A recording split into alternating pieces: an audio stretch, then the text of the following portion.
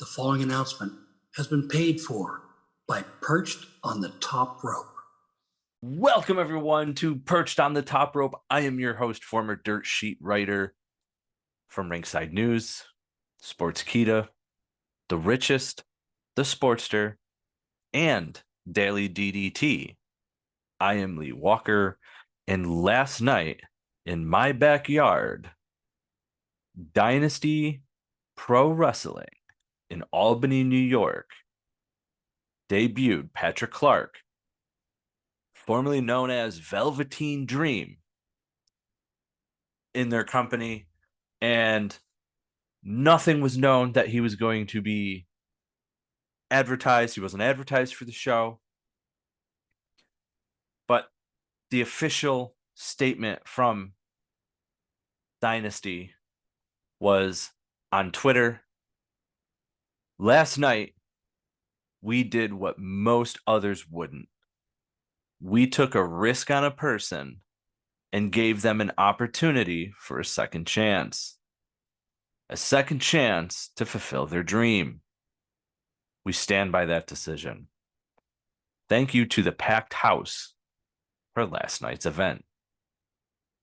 We are the Dynasty. Now, of course, this comes with a ton of backlash, as they didn't announce that Velveteen Dream was going to be appearing on the show. There were some notable quote tweets and several likes from notable accounts, like Fightful's Miss Kate Fabe, as she wrote, "You booked Rita Chatterton to try and even out the fact that you booked someone who was sexually harassing children." Brian Zane of Wrestling with Regret wrote, "We stand by that decision so hard, we kept it a secret from everyone so's not to possibly ward off any fans ahead of time." And wrestler Tara Calloway wrote, "As a former member of your roster and sexual assault victim, I am so beyond disappointed and disgusted. Thank you for showing other victims that they are not safe in your locker room or your crowd." Some pretty heavy stuff. Now, Fightful actually used our tweet in their article about Patrick Clark, Velveteen Dream, returning to wrestling, making the surprise appearance at the Destiny wrestling event in Albany yesterday. So, of course, on our account, we had some of the same things. I'm going to read those off to you. At AEW Security, "I'm from Albany, New York, and actually disappointed."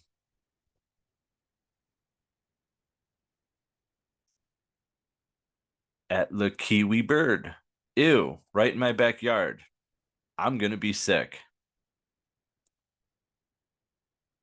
Catch Wrestling, "Any wrestler with any moral fiber should refuse to work for promotions that book him."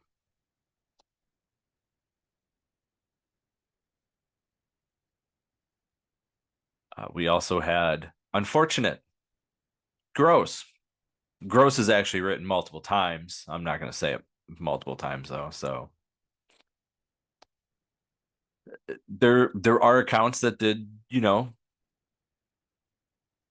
somewhat stick up for him. Not so much stuck up for him, but more of the case that if you listen to Chris Van Vliet's interview with Patrick Clark, you would, have a lot more insight here. Get it? Chris Van Vliet insight. Patrick Clark, formerly known as the Velveteen Dream, while signed to WWE, was made his return to professional. No, sorry. I'm just reading this. He's not signed to WWE. This Wrestle World account has shit way wrong. The only thing this account has right is the fact that Clark has not been involved in anything wrestling related to the wrestling business since his release from WWE.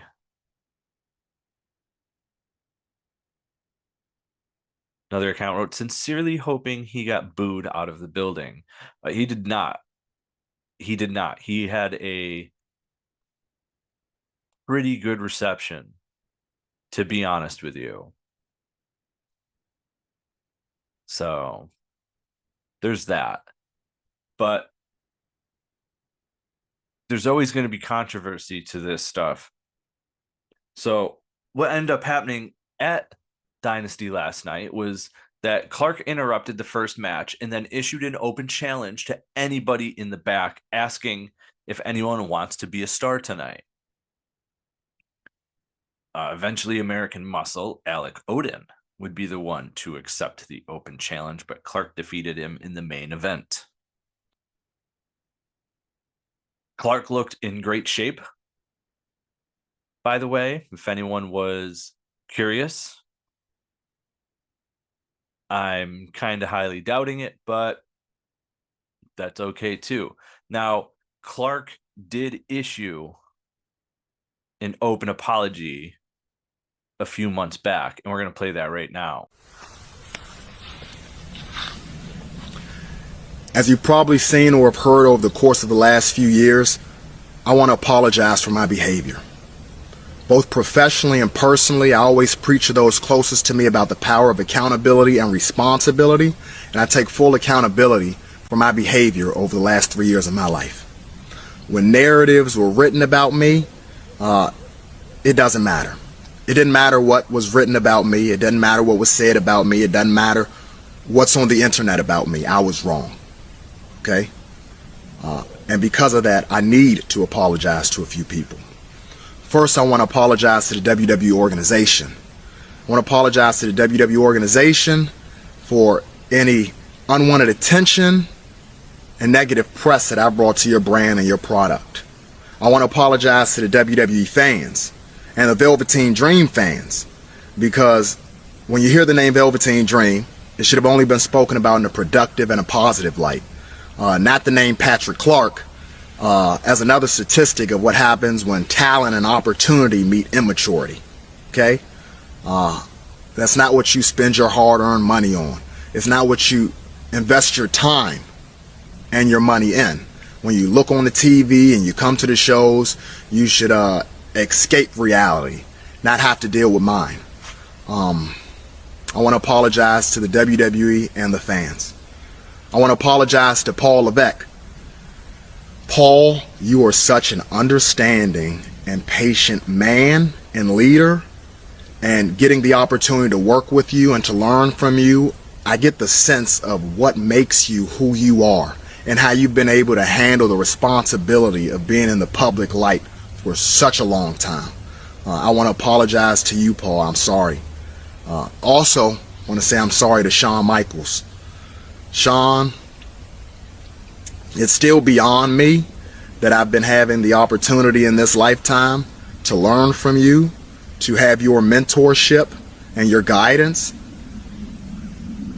And I apologize if you feel like you've wasted your time and your energy investing into me. You have not. I'm still a work in progress. I'm still learning, and I remember all the lessons that you've taught me. Shawn, I'm sorry.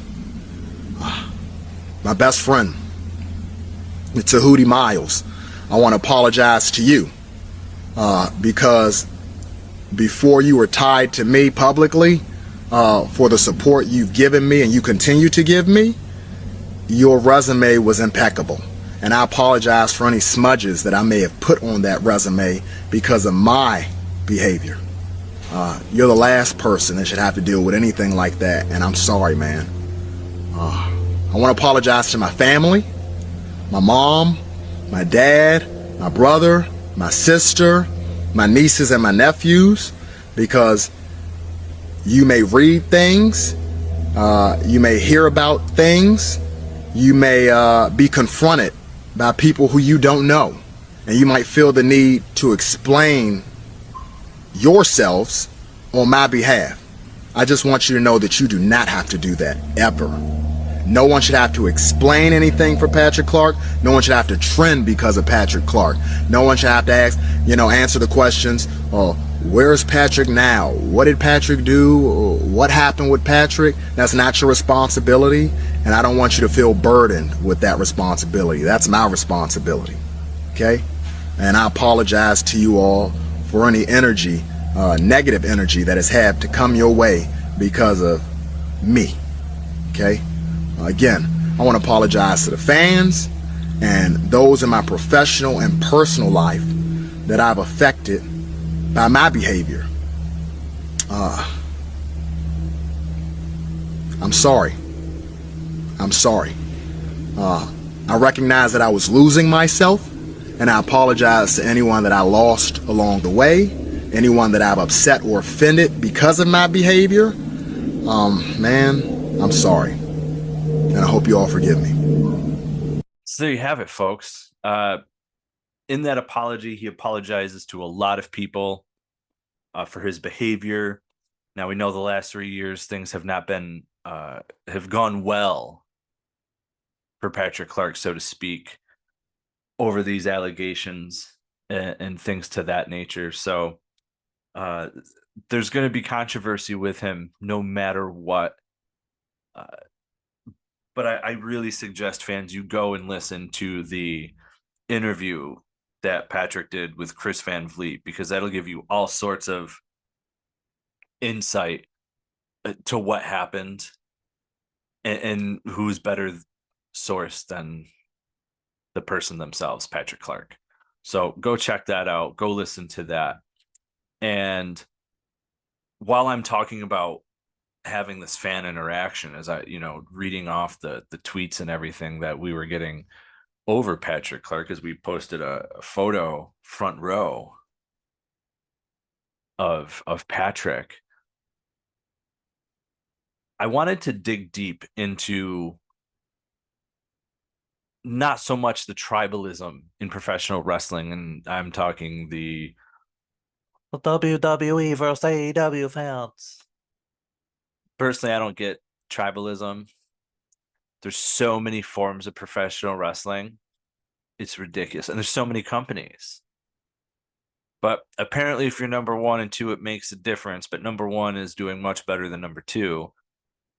But I asked fans on Facebook and Instagram. Question time. What's your reason for disliking / not watching AEW? Now, sitting here at the Hasbro bar, literally on the front of the bar, I have the old cutouts of AEW Dynamite and AEW Rampage from the commentary tables. So I asked the fans, why do you dislike it? Why don't you watch it?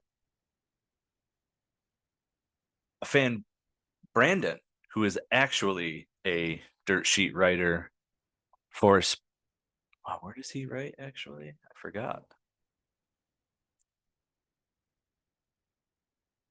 He writes for the Sportster, a place I used to write. So his answer is actually a really good one. I'm just going to go through the list of people that gave really in-depth answers, because I had a lot of people that I asked why you dislike it or why you don't watch, but then they gave me reasons why they were watching. That has nothing to do with this. So Brandon writes, for starters, I have to say that I do not hate nor dislike AEW. With that said, my honest issue with the company now falls with the lack of growth. Ratings remain stagnant. Attendance has dropped. Tony Khan needs to leave X/Twitter. Biggest issue.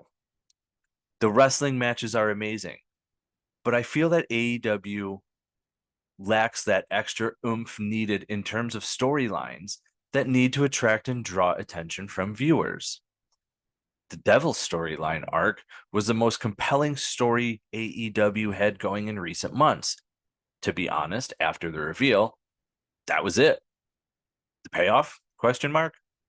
Well, MJF is off television due to his injuries that needed to be taken care of. The United Kingdom lost all that momentum they should have gained from the reveal, and they're just another faction in AEW. My last complaint or criticism, I don't have an issue with them recruiting ex-WWE stars. But what I have noticed is that everyone they bring in drops in value. The needle hasn't moved at all. Look at Adam Copeland, Edge. God bless him for giving it his all at this stage in his career. But he hasn't moved the needle bringing in new viewers or better ratings. This is the growing problem that AEW needs to work on. Danny wrote, I think the true passionate AEW fans like myself love AEW and see the potential. The problem is the lack of storylines because, in my opinion, what makes matches 5-star is a good story that people can get behind. The talent are fantastic in the ring. If they added better storylines, I guarantee you they can hit 1 million viewers plus a week. Plus, AEW needs to run smaller venues for the weekly shows like TNA Impact did back in Orlando, Florida. The atmosphere makes a huge difference on TV. Probably why everybody loved the Attitude Era, WCW, TNA Impact from 2005 to 2009.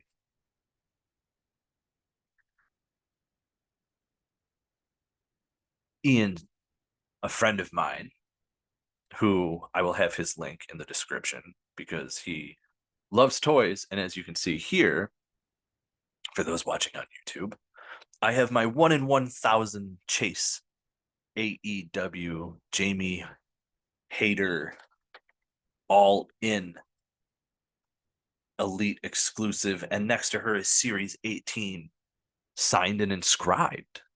My Paul E. Dangerously signed Legends. Beautiful figure, by the way. Ian writes, my honest opinion is Darby was right. The mission statement is completely forgotten.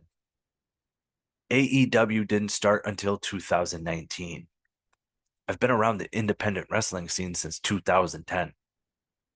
A lot of dudes on TV right now I've seen get booked at various companies in Binghamton, New York over the years. I've been a part of shows that have had the Young Bucks, Adam Cole, among others, and got to shake hands with a lot of people that work for that company.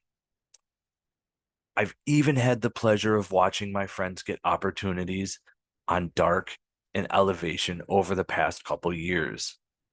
I mean, I read the book, and that's basically the Young Bucks talking about how broken poor they were and how they can't pay the bills.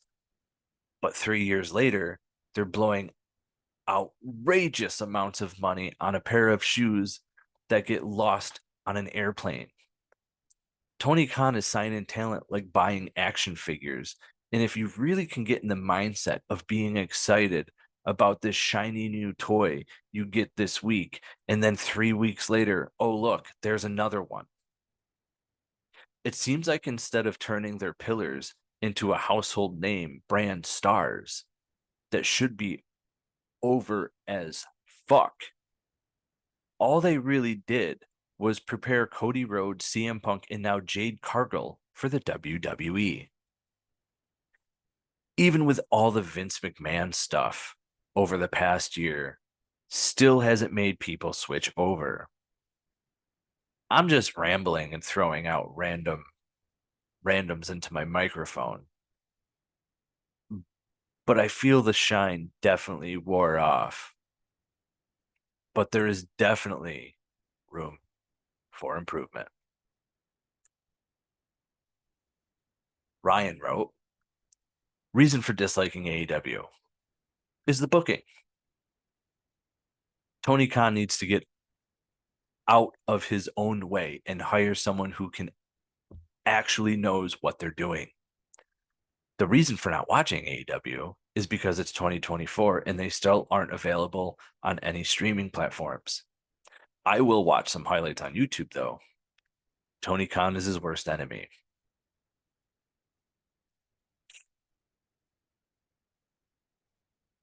Kobe writes, how Tony Khan and most AEW fans are completely unaware or tone deaf towards legitimate issues in creative and booking.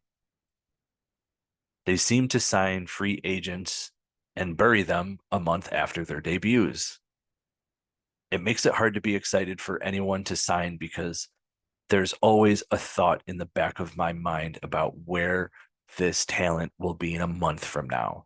So I'm starting to see a reoccurring factor here. Brandon, Kobe, on the same page here about talent. Even Ian just, using the toy as the theory, just a shiny new toy. 3 weeks later, no one cares because there's another one. Josh writes the fans, the toxic ones. Tony Khan just randomly booking title matches and random matches for no reason. Tony Khan, period. Again, through other comments, a lot of Tony Khan on Twitter. Jason writes, no streaming options without live TV upgrade, not paying $60 a month just for AEW. Fans, I have to understand there's people in other countries that have commented here. Like one fan is from India, and he wrote that due to no streaming service or the lack of streaming service that we have, I can't watch it.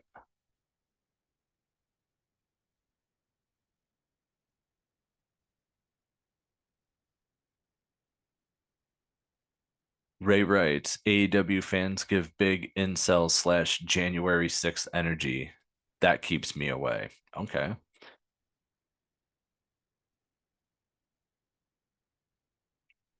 I am also noticing a lot of people are saying they don't have cable, which is becoming a big issue, I'm noticing, because a lot of people are switching from cable to streaming services. Because cable television from the 80s to the 2000s, in 2015, 16, that was the way to go. And then all these streaming services started.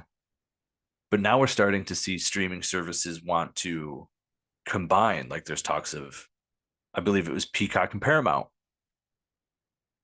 talks of combining. It's all going to end up back on cable, I feel like, but it's ridiculous. The person that wrote from India, Tusef, the streaming service here sucks. Discovery Plus India. Fair enough. William, I don't hate them, but I don't have cable. This is one of my favorite ones, and I'll read a couple off of Instagram. Joe, I watch anytime RVD is on. I like it, but it's just wrestling. You don't need to follow any stories because they often don't make sense. If you watch solely for matches, it's good. If you like it for the storylines, it might not be for you. So Joe here is honest. He's not watching for storylines. He knows that they don't make sense. He's just watching for RVD. That's cool. RVD's awesome. So I'm going to go to Instagram now. I'm going to read off some that I have here. Qstown Collector. The fans, Tony. Another one that came up a lot is Rev says, too much random matches. The cheap pop. Inconsistency in how they book people. Making it very hard to build momentum. Too many championships. Very few compelling storylines.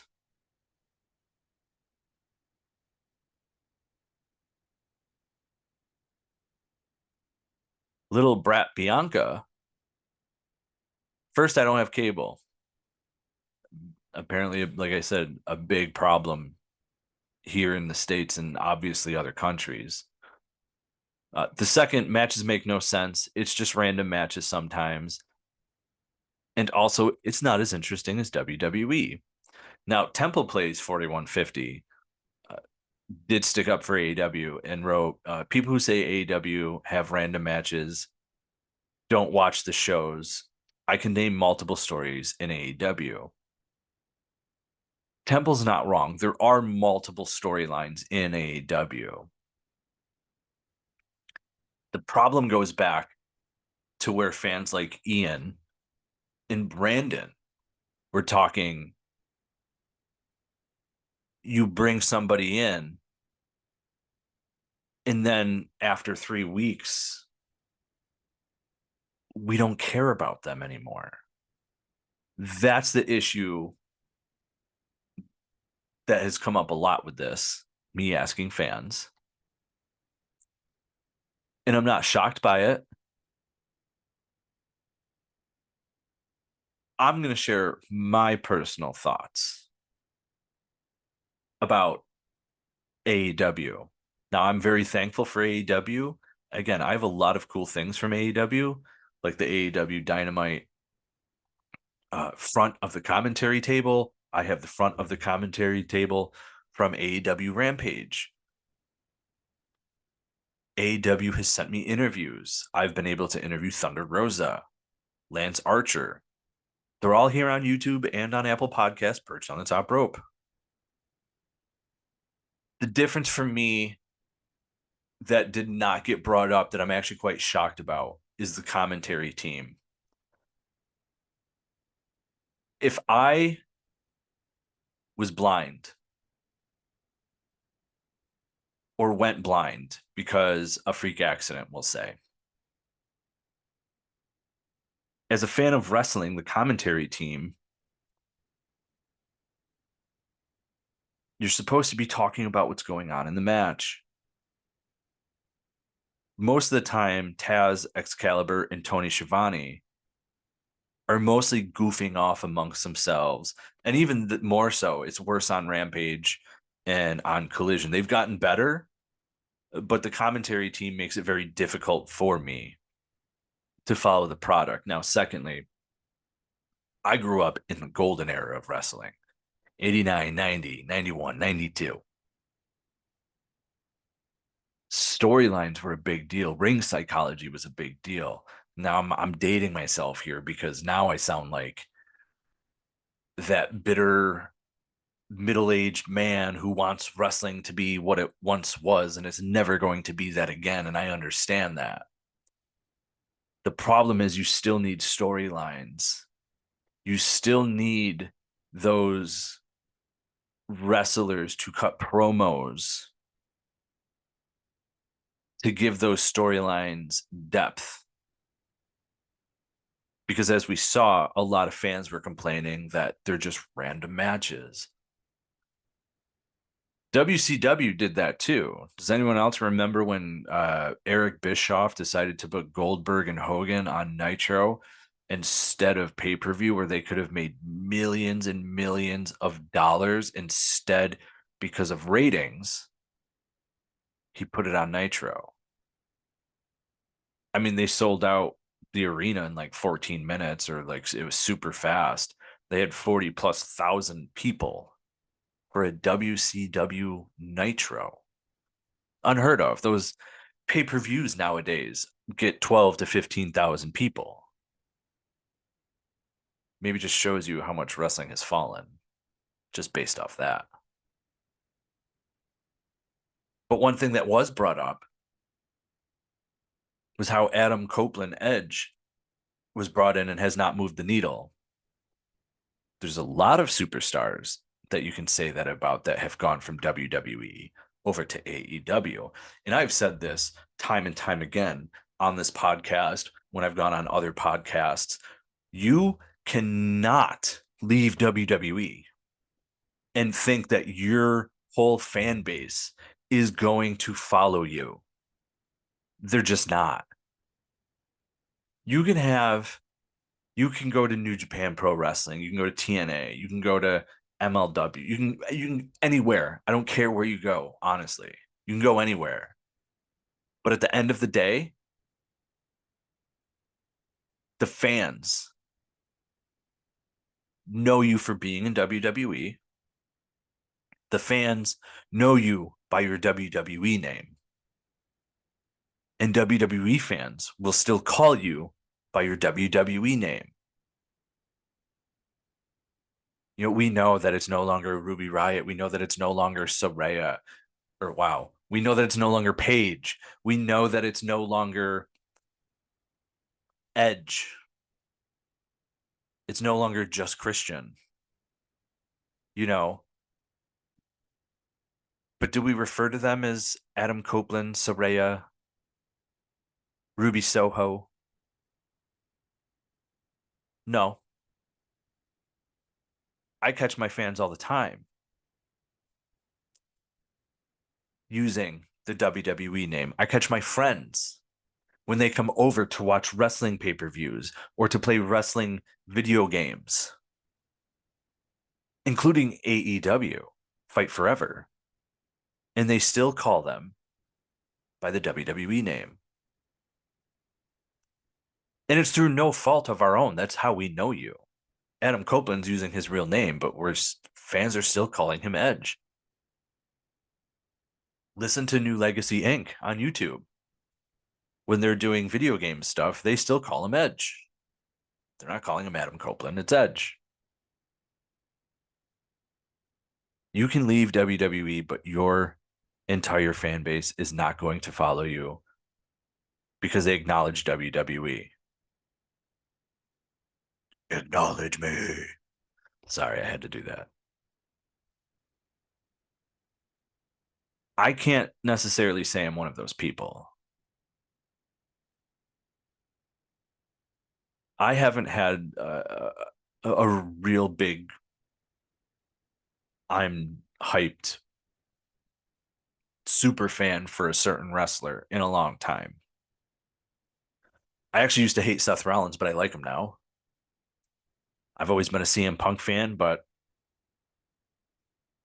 the last couple of years he's been involved in pro wrestling, it hasn't gone well, especially with the injuries that keep occurring. I would have to tell you the best thing as a wrestling fan, if you're a fan, is Cody Rhodes right now. Hands down, it's that. And we have Benton here to confirm. Right? Yeah. So, when it comes to that, that's where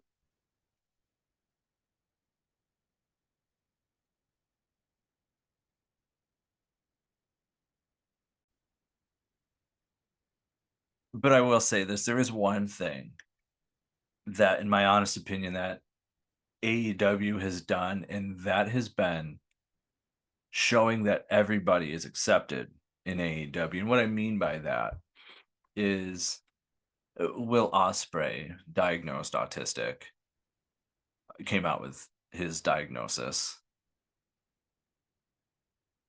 You don't see many people who are autistic in wrestling, but AEW has Will Ospreay. And I actually talked to TNA's Decay about that. You can go to youtube.com at Perched on the Top Rope and watch that video as they talk about autism and Will Ospreay, and they share a personal story as well. So youtube.com at Perched on the Top Rope. But they're also accepting of the LGBTQ community. And TNA is also. AEW has Nyla Rose, a transgender professional wrestler. And recently at an AEW taping, Gabbi Tuft showed up at AEW. Now, Gabbi had transitioned, as you may remember her as Tyler Reks in the WWE from 2007 to 2012. the last year in her career in WWE as Tyler Reks had teamed with Kurt Hawkins, and Kurt Hawkins is now Brian Myers in TNA.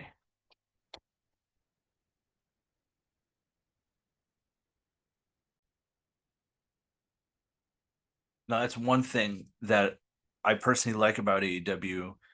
And to be honest, I'm actually very glad that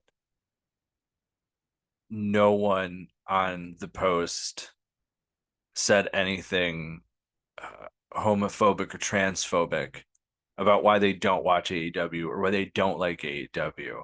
But when I did post about Gabbi Tuft walking into the AEW arena, I had to delete a lot of comments. And there's still comments coming that I'm going to have to go through and still delete. But for the most part, I had comments like Ray Chong King Tyson say, great.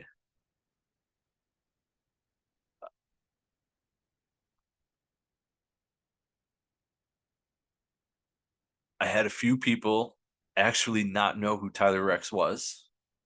Kind of shocked me a little bit.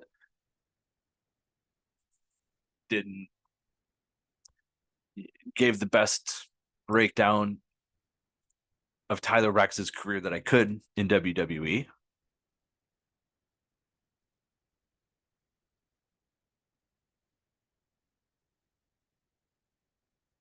One fan wrote, they have Nyla Rose. Impact has Dijel Shaw. Nothing new.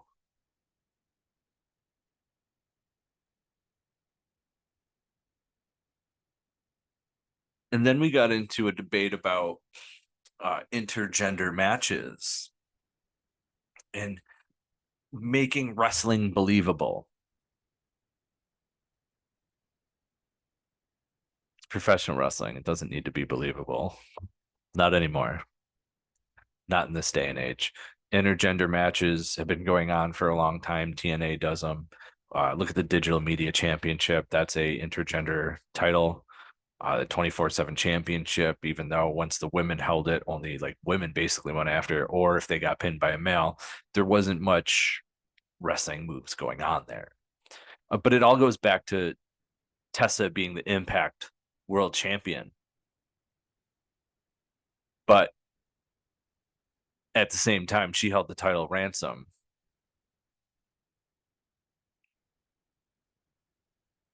Anyway, I know I'm ranting there, but Gabbi Tuft made her debut for AEW.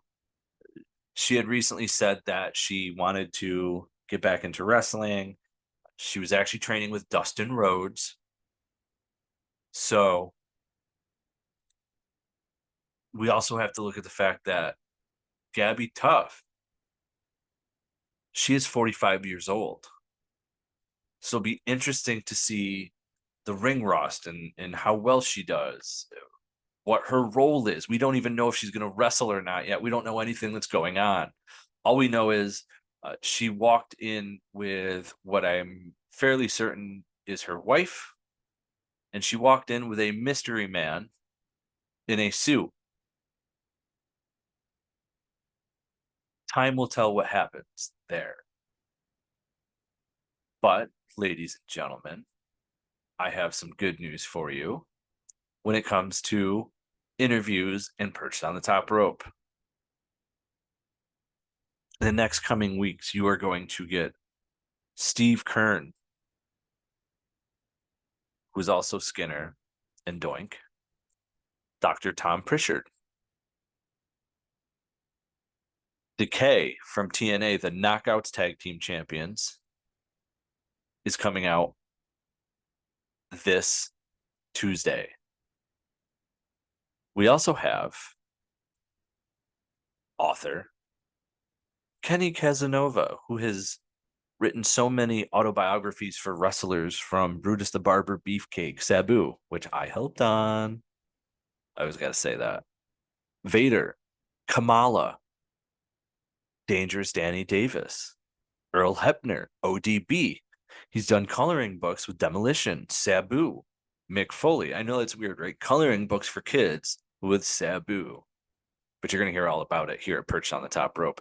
Ladies and gentlemen, you can catch us on X/Twitter at Perched Top Rope. We're literally getting 100 new followers a day over there. So make sure you go follow us. It's Perched Top Rope. We are on Facebook, facebook.com/Perched on the Top Rope. I want to get to 15,000 followers by the end of 2024. So help me make that happen. Ladies and gentlemen, we are on Apple Podcast. We are on Spotify. It's Perched on the Top Rope. For all of those have kept us on their chartables, America, Great Britain, Canada, Ireland, France, Germany. There's so many. We're in 20 different countries. Thank you. Thank you for downloading episodes each and every week. I really, really appreciate it. I am one man doing this all alone. It's like a second job. You can find us on TikTok, Perched on the Top Rope, where we recreate Selena scenes using the greatest moments in professional wrestling history, using Celine Dion's My Heart Will Go On, because after all, that song makes everything better, including Zack Ryder winning the Intercontinental Championship. I almost said internet. The Intercontinental Championship at WrestleMania 32. Because after all, it is one of the greatest moments in professional wrestling history. You can also find us on Twitch, where I am streaming WWE 2K23, soon to be WWE 2K24. You can also watch me playing AEW Fight Forever. Only Stadium Stampede, though, because I am ranked in the top 100.